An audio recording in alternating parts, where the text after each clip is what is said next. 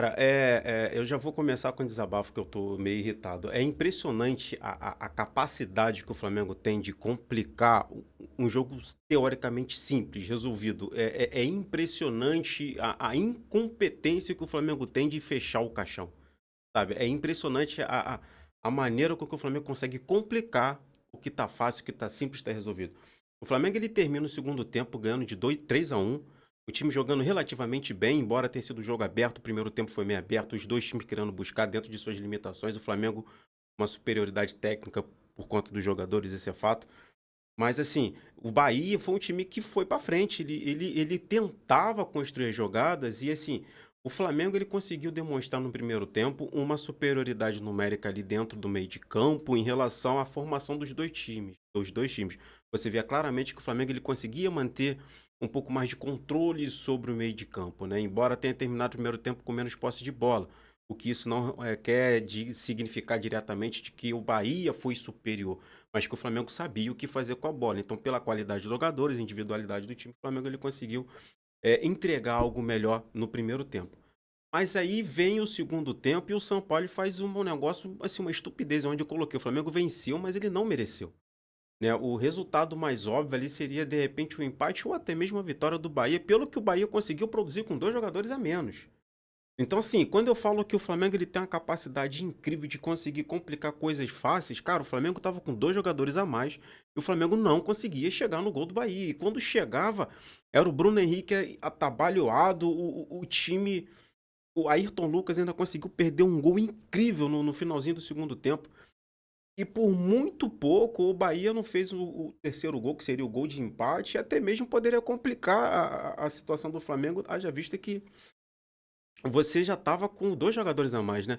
Para mim, o maior defeito do Flamengo ali foi você terminar o primeiro tempo e você tirar cinco jogadores. Você tem direito a cinco substituições, você não faz cinco substituições de uma vez só. Ele vai para um all-in, para um tudo ou nada, se é um jogo que está definindo o rebaixamento, se é um jogo que está definindo uma liderança, o campeonato, você joga o all-in, todas as fichas em campo, na mesa, mas, cara, é a sexta rodada do Campeonato Brasileiro.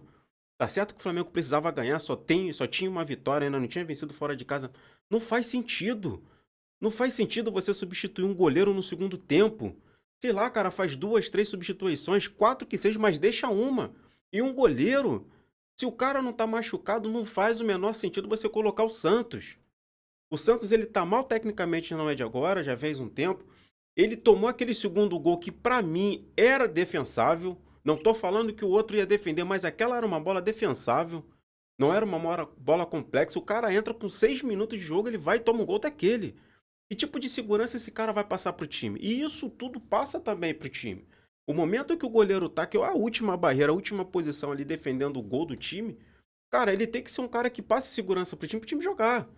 E o São Paulo ele comete um erro gravíssimo quando ele mata as cinco substituições, deixando em campo a Arrascaeta, que estava vindo de contusão, está se recuperando, ou seja, fisicamente não está 100%, não está há muito tempo, então assim, depois de contusão, jogador que está mal, ele coloca o Bruno Henrique, que também está vindo de uma contusão seríssima, ficou, sei lá, 8, 9 meses parado de uma recuperação, sem ritmo de jogo, sem tempo, ou seja, mesmo que ele não se machucasse, está 100% fisicamente, mas, cara, o cara tá sem tempo de jogo.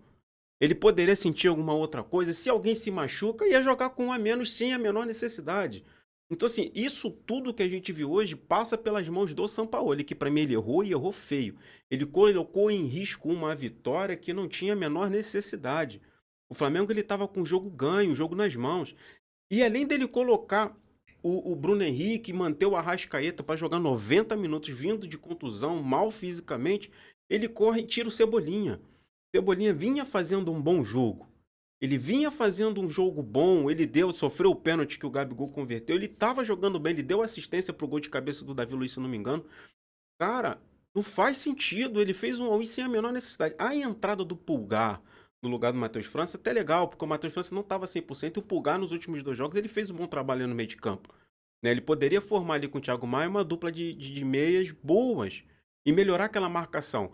Porque a gente viu os dois times muito abertos, jogando francamente. Não foi aquele jogo correria, mas tentavam imputar uma velocidade. E o jogo ele estava aberto, o jogo estava bom no primeiro tempo. E o Flamengo pecava muito pelos erros de passe, de posse de bolas, erros bobos, toque de bola simples, os caras estavam errando. Uma dessintonia que você não consegue entender. E vem o São Paulo e me faz a doideira dessa. A entrada do Wesley na lateral direita também foi legal a entrada dele, porque você vai dar um pouco mais de possibilidade, porque o Flamengo ele entrou com três zagueiros de origem. Entretanto, o Fabrício Bruno ele estava fazendo aquela lateral direita ali, né? Só que ele não estava conseguindo fazer aqueles avanços, né, para dando profundidade para o Matheus França, que ele também estava jogando mais para o lado direito, né? Mais ou menos ali a posição de o Everton Ribeiro joga, justamente pela falta de cacoete. O cara não é lateral direito, ele é um zagueiro, tá ali improvisado. Então, assim, não dá para você entender algumas modificações, né? Tá certo que ele queria poupar, porque para a semana que vem tem jogos de oitava de final, você vai pegar o Fluminense. Eu acredito que o Flamengo vá sim fazer um bom jogo com o Fluminense, porque assim, você vai ver o time do São Paulo, ele tá melhorando. Você vê que o Flamengo do São Paulo é um Flamengo melhor, mas ainda tem muita margem para crescer. Só que você, quando faz essas modificações que você não entende, você olha pro time, eu fico imaginando o jogador dentro de campo, fico, cara, 5 uma vez, isso não faz sentido. E você pega um goleiro que tá num momento ruim, eu não consegui entender. Então, assim, eu tava vendo agora também as reclamações do Bahia em relação à arbitragem. A arbitragem, pra mim, é complicado falar de arbitragem, né? A primeira expulsão lá do Rezende eu não discuto. Foram 2 cartões amarelos justos, honestos. Foi uma expulsão onde não poderia nem haver intervenção do VAR, né? Porque foi proveniente de amarelo, não foi vermelho direto. Pra mim foi de boa. A expulsão do outro, do Canu, eu já não teria expulsado. Embora ele venha com o braço alto para atingir o Gabriel, né? O Gabigol, ele não acerta no rosto. Ele tava com a mão, ele acerta mais ou menos, mas pega na mão. Aí o jogador brasileiro, com aquela malandragem, os caras já estavam de cabeça quente porque estavam reclamando de 2 lances polêmicos de pênalti. E eu não vou entrar nesse mérito porque não mostrou replay, a Globo, não sei por que não colocou o replay. Né? Então, assim, é difícil você analisar, é interpretativo, e o cara foi tão convincente que o VAR nem chamou. Então, assim, não dá para você comentar algo que a gente não consegue visualizar de uma maneira mais clara, digamos assim. Questionável? Talvez. Talvez sim. Então, assim, fica de lição pro Flamengo o seguinte, cara, para mim o erro, assim, são 3 pontos. Né? Um campeonato de pontos corridos, você ganha de 0,5 com gol de bunda, tá valendo, são 3 pontos e vão para a próxima. É uma vitória fora de casa, por mais que seja o Bahia, né? Um time que ainda não está com investimento à altura dos grandes clubes do Brasil, mas faz parte do Clube dos 13, é uma SAF, então assim, a ideia, imaginamos que vá prosperar financeiramente o clube com a administração mais profissional, digamos assim, ainda é o Bahia. Né? Então, assim, ganhar fora de casa contra o Bahia, é sim. Lá o estádio estava cheio, o Castelão não lembro, Fonte Nova estava cheio, Castelão do Fortaleza.